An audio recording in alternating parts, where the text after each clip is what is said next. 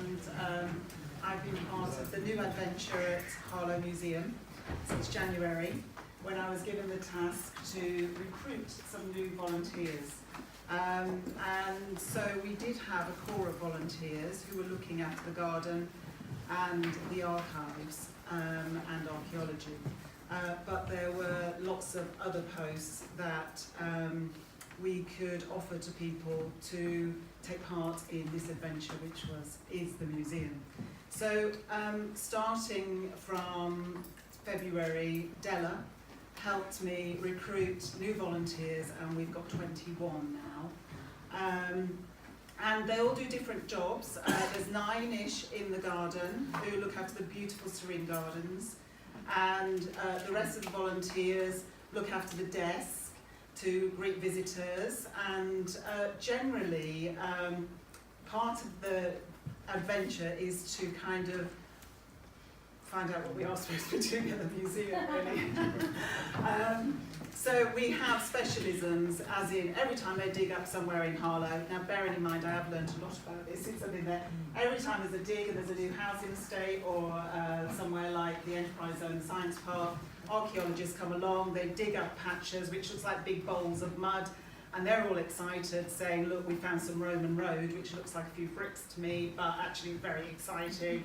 They dig up bricks, they dig up metal, which is jewellery, Roman jewellery, they dig up pots, and which I've learned are some art sherds that you put together to make a whole pot, as I'm told by Mike.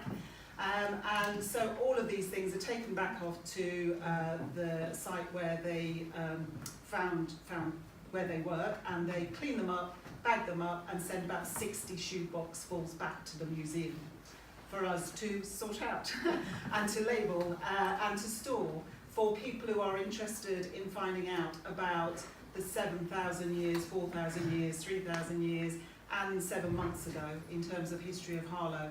And that's the kind of visitors we get who might want to investigate a sheep's tooth that was found in Harlow, in Market Street, in Old Harlow, 1,000 years ago. So, so my volunteers are really, really broad in their skills. They didn't think they were, but they are. And I can't say much more than Justin and Mike about really what value these people have added to the museum, plus ones that are on holiday at the moment. I thought of it as being a task, but actually it's been a real pleasure actually recruiting these. We are a team, we all work within the garden and inside. We do have a bit of a laugh, but we work hard because we're trying to make it the best experience for visitors that we can. And that means people like David Devine, who is supreme in the archivist world, who's unfortunately retired, but his knowledge needs to kind of be sucked up by our new volunteers. So once someone comes in like they did yesterday and said, could you find a parchment that my grandfather found behind a piece of wallpaper in a farm that was at Parndon, and it's got a list of farmers and what they earned and what they ate. And I was like, how big is it? I don't know. Which farm was it? I don't know. So it's good fun trying to help people really find things that are important to them, and lots of things are important because it's a very local museum. It's about Harlow, so it's very important. I think the biggest shock to me and the nicest surprise has been how people are emotionally connected to their museum. And you only have to come in and look at some of the newspapers and see how they're all falling to bits on the binding, where people just want to pour through historic events. So I shouldn't have a special mention, but I've got a couple of special mentions for my volunteers. They're all wonderful. But David particularly, because he's retired, and we know that he's got so much knowledge about Harlow, and we all love David and what he's contributed to the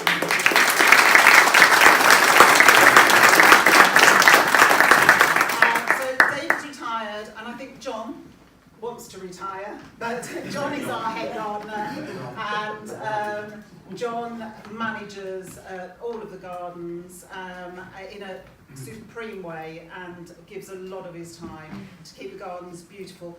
And as people have described, mellow and relaxing when they come to the gardens. So thank you, John, for all the time. A final special thank you to someone I've known since I've been in the volunteer sector for at least 15 years, but someone I've known for 10 years, is Carrie. And Carrie volunteered for me before when I worked for Harlow Art Trust, and Carrie is on the front of house, smiley face, lifts my spirits every time she comes in, and does lots of very important tasks for the museum. So Carrie is a very special volunteer.